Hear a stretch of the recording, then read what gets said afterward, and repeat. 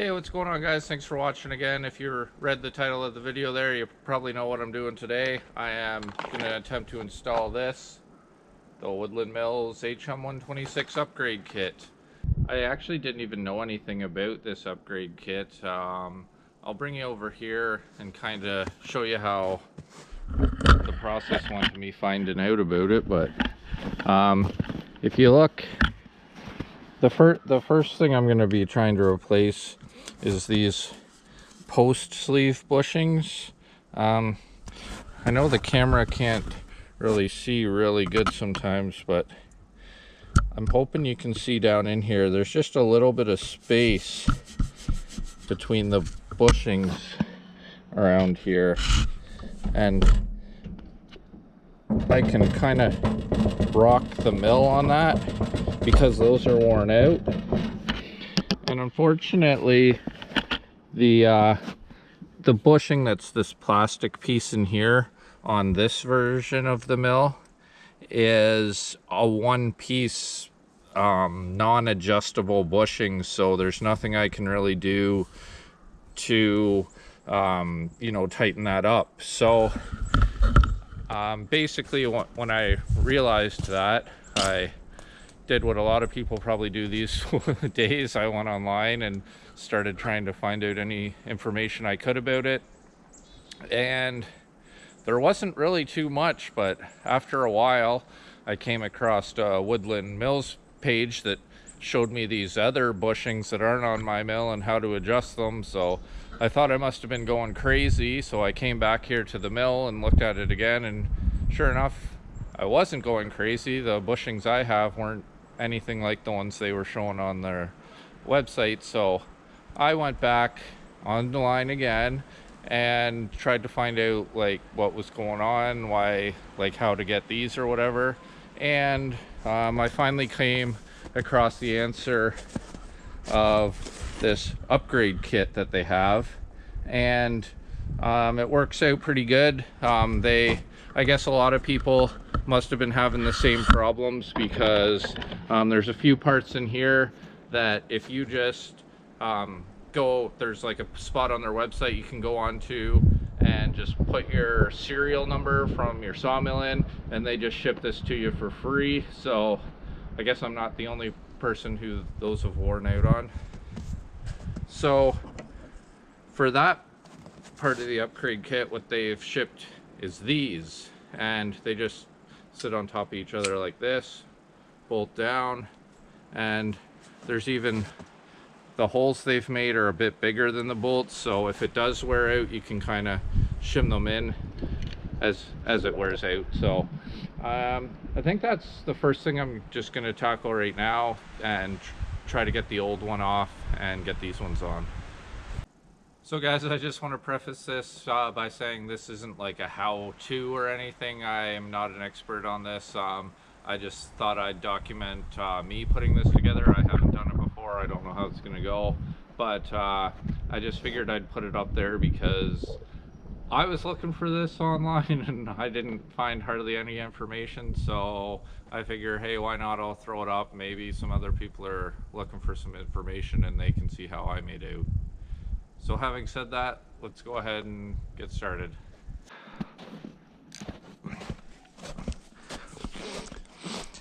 Okay guys, I'm going to start right here.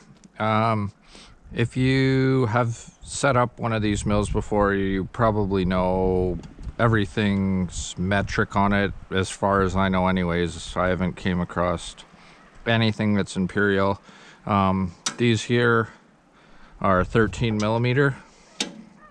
So I'm gonna just take these out.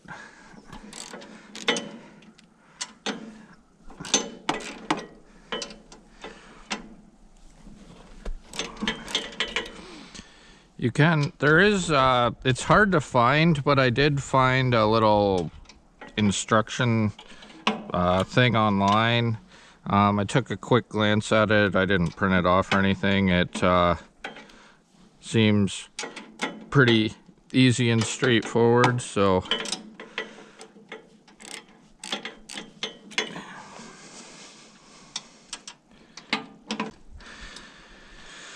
I mean, save these obviously, and then see, this is my old bushing, and you can see there's a lot of play in there now.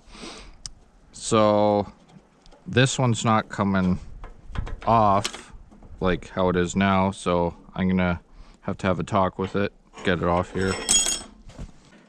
Woodland Mills recommends a pair of vice grips, I think, to take this off. I thought I'd just cut it through it with a pair of my tin snips that I have, but that's not working, so I'm gonna try to have a talk with it with this thing. It's adjustable. And that appears to be the ticket, yep. So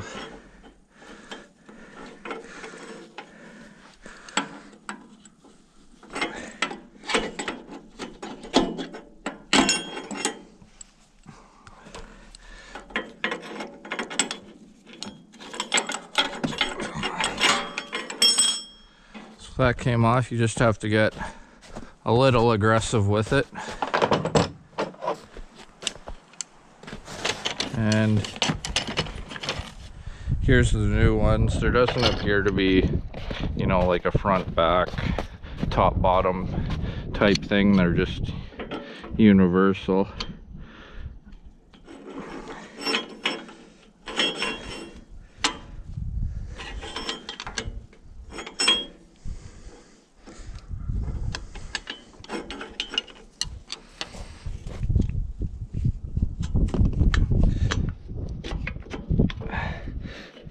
They definitely are very tight fitting. Make sure you put it on the right way.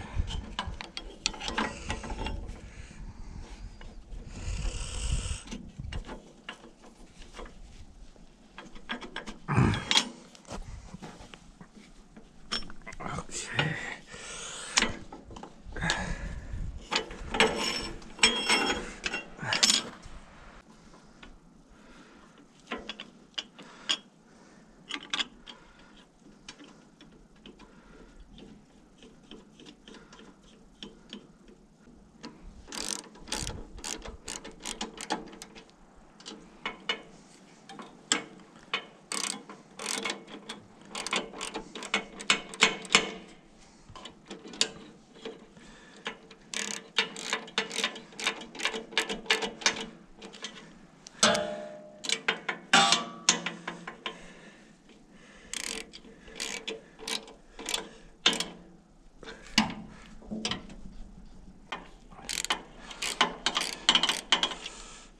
But anyways, guys, I got the first two put on. It's pretty simple, to be honest, so I'm gonna do the bottom two and then I'll get back to you when I'm finishing up.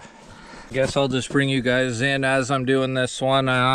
This is the 2020 version of the hm126, so I don't want to get into trouble by anybody here, but if you have this model, I can't remember, but Woodland Mills recommends taking this whole blade guide and everything off, and I want to just say screw that. I think that I can kind of tap that in there like that, and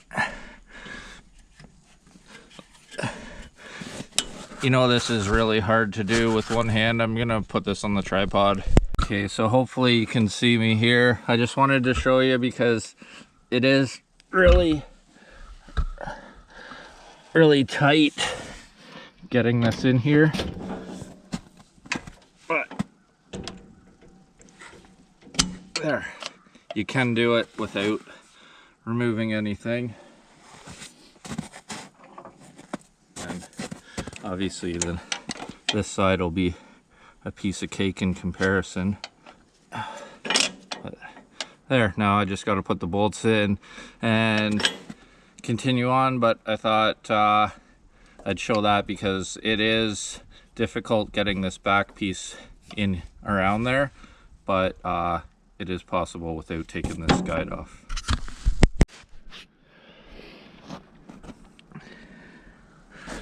All right, guys, the new much beefier post sleeves, and that has eliminated all play in there. I'm trying to shake it right now, and we are good to go, so I'm happy about that. That is one of the things that was kind of bothering me about this smell, even though it's probably no big deal. I just didn't like the fact that I could shake the whole saw head on those posts for a while, so glad I got that done. That's the whole reason why I wanted the upgrade kit. I'll go look at some of the other stuff they sent me. I guess the two other things they sent me are these two handles. I'm not even sure what they're for, to be honest, but this mill I think only has two handles like that look like that one there and that one there, so they must be for that. I've never had a problem with these handles, but I'm assuming some people have had problems with them.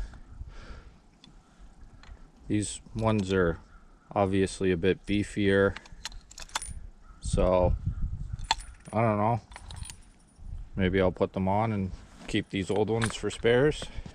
Okay guys, so this handle kind of free spins. From what I gather, to get this off you need to use a wrench. This is a 19mm wrench there, and you need like a flathead screwdriver. I got this one out of my socket set, but yeah, there's a slot to put it in there, and kind of take it off like that kind of thing, and it seems like it's hopefully free spinning now. And out with the old handle.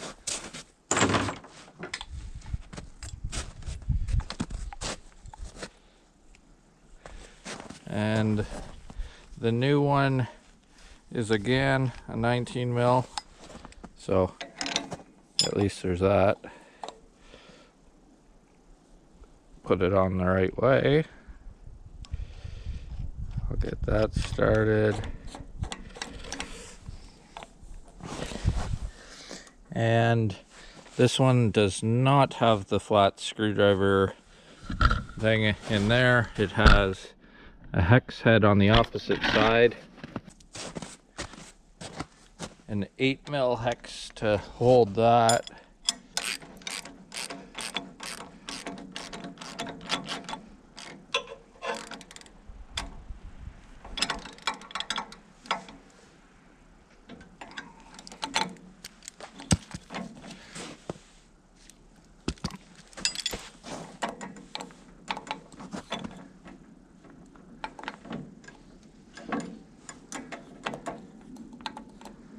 Well guys, there we go. That's that handle on. Honestly, like I was saying before, I don't really notice a huge deal. I know, like you can see the comparison, this one's a lot smaller, so I guess maybe it's a bit nicer to hold. I don't know, it's on there anyways. And lastly, we have this handle on your blade guide here. It is a 10mm hex head, so just take that off. That's pretty easy peasy. I guess looks like it's threaded, so you gotta take it right out.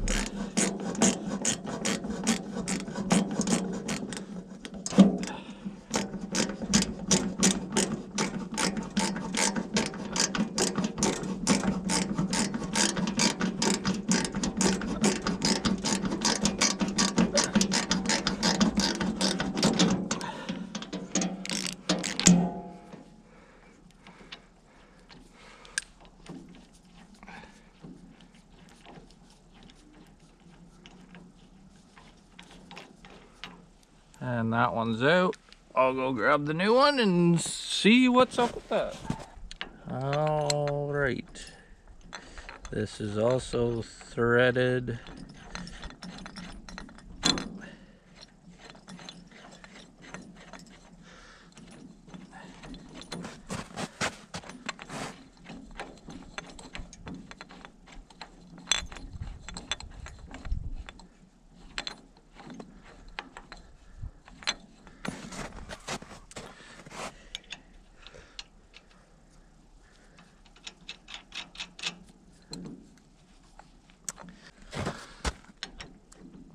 So the new one's a 10 mil hex head again on the back here, and yeah, a 19 mil on the front here again.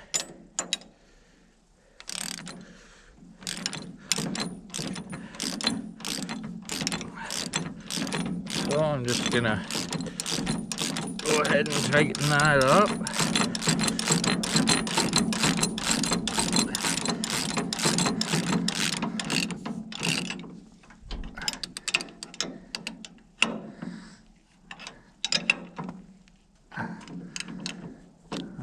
Okay, and yeah, that passes through, so there, that's done. Yeah, if anybody knows what's up with the new handles, I didn't have a problem with the old ones, but I guess the new ones are just a bit bigger, so I don't know if people were just complaining about the size of them or if people had the old ones breaking. But anyways, those two handles are on. The only other thing that they sent me was two of these, and I recognize that because it is this thing right here, and what it does is when you move your mill up and down, it sticks into these slots, and the idea behind that is then the mill can't move up or down as you're milling. So that just kind of sticks back into there, and you can adjust it in or out kind of thing for the amount of pressure. It's on a spring. I am going to go ahead and speculate why they sent these. I've had this come loose a time or two, so I'm assuming there's been people that have lost those before. That's my guess anyways. So they sent me two other ones, so I'm definitely going to keep this on hand just in case that I ever lose it. So guys, that wasn't too bad at all. It was pretty easy mechanically. Honestly, I'm not the most mechanically gifted person in the world, but it probably took me half an hour to put that part of it together anyways. If you had like an impact gun or something like that and you're like a really ambitious person, you could probably do that in like 15 minutes. On the other scale, if you're like an older guy, retired, and just taking your time, taking it easy, maybe it would take you like 45 minutes. Me personally, just with the ratchet and setting the video camera up and filming, and I wasn't even trying to go too fast, to be honest. It probably took me about half an hour. So hopefully that gives you some kind of idea. Alright guys, thanks a lot for watching. I know that if you're not a Woodland Mills, and specifically a Woodland Mills hm126 owner, that might not have been the most interesting video for you, but if you are a Woodland Mills hm126 video, I hope that maybe gave you some information. Maybe you didn't know that kit was available, and that's why I wanted to make this video, because I know when I looked up online there wasn't really much information about it that I could find. So hopefully that helps. Thanks for watching, and I'll see you again.